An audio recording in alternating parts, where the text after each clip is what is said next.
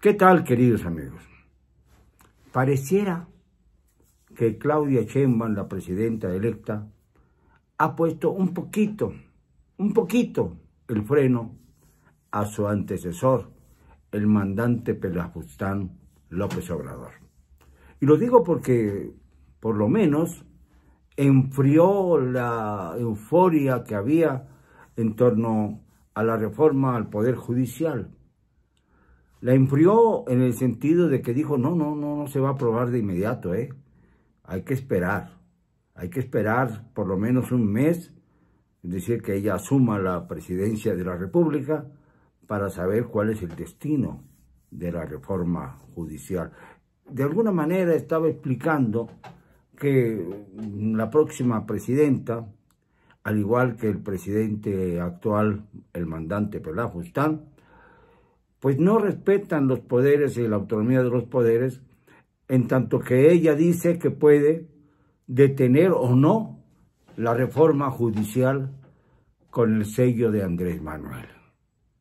Esto quizá como resultado de la reunión que sostuvieron ambos con el secretario de Hacienda que va a ser ratificado, Rogelio Ramírez de la O, que es un personaje pues que creíamos serio hasta que vimos cómo se derrumbaba la economía, cómo el famoso superpeso desaparecía del horizonte y trataban de ocultar lo que es inocultable, que el peso ya se devaluó desde el mes de junio, cuando fueron las elecciones, hasta la actualidad, en un 20%. Las finanzas están por los suelos. Las amenazas de Estados Unidos y Canadá para romper, desde luego, el giro del Tratado TMEC, Tratado México, Estados Unidos, Canadá, o Tratado de Libre Comercio de América del Norte, como quieran llamarlo, están en una situación bastante confusa, compleja. Realmente podríamos augurar que está más débil que nunca esta interrelación que se llama tratado.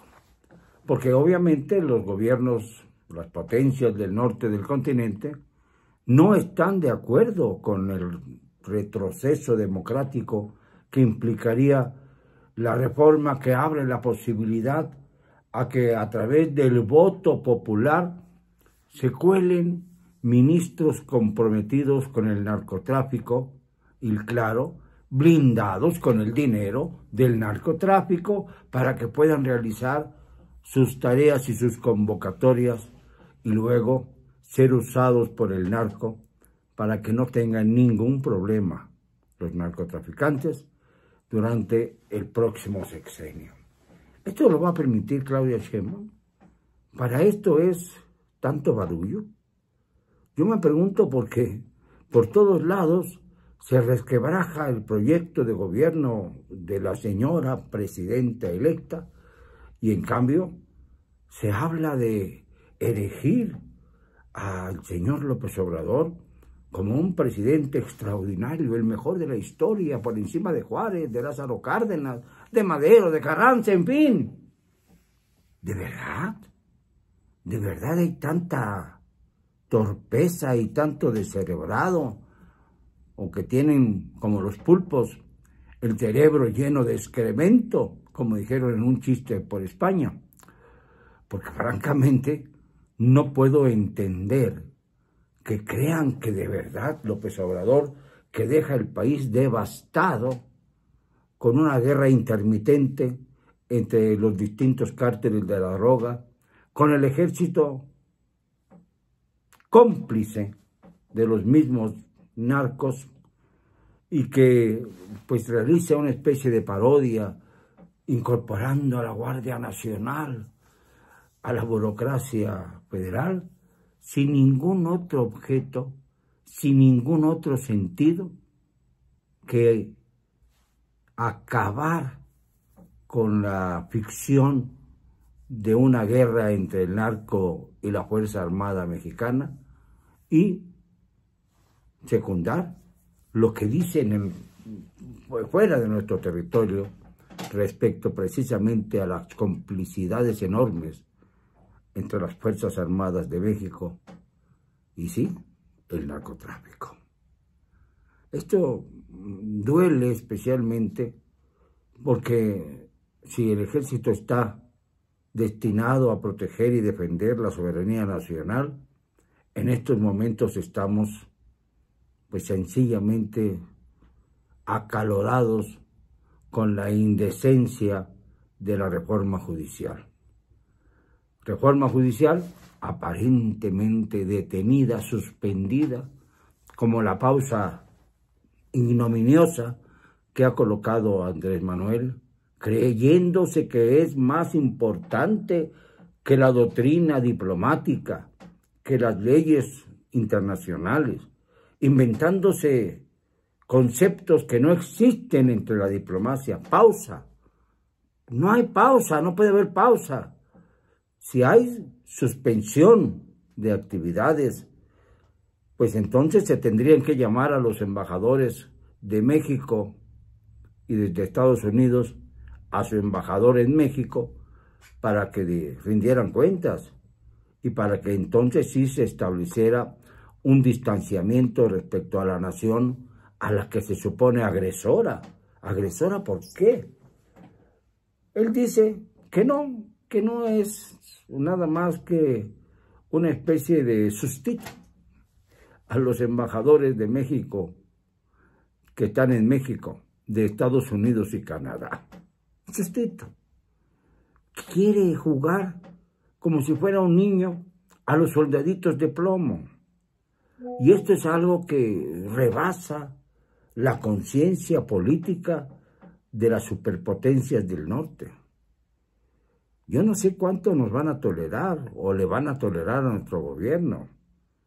Porque ahora los Estados Unidos pues están distraídos, los estadounidenses, en este juego de palabras diario entre Kamala Harris, la candidata demócrata, y por supuesto Donald Trump, que quiere volver al trono de la Casa Blanca cuando tiene encima suyo 34 denuncias federales.